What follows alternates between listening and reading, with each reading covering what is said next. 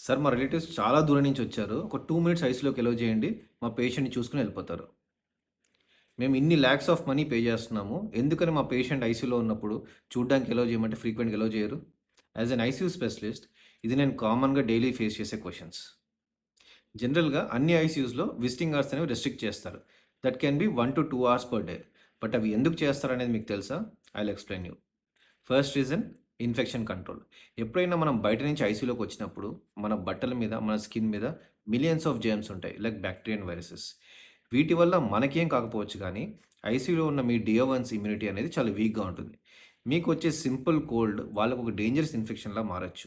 Second reason ఐసీయూలో ప్రతి patient చుట్టూ మానిటర్స్, వెంటిలేటర్స్, ఇన్ఫ్యూజన్ పంప్స్ ఇలాగ ఎన్నో రకాల ఎక్విప్‌మెంట్ ఉంటాయి. అలాంటి సిట్యుయేషన్‌లో ఫ్రీక్వెంట్ విజిటర్స్ వస్తే ఏదైనా పేషెంట్ వర్సన్ అయ్యి క్లినికల్ సిట్యుయేషన్ డిటీరియోరేట్ అయితే ఎమర్జెన్సీ యాక్షన్ తీసుకోవడంలో డిలే అవ్వచ్చు. Each and every second is very much important in an ICU.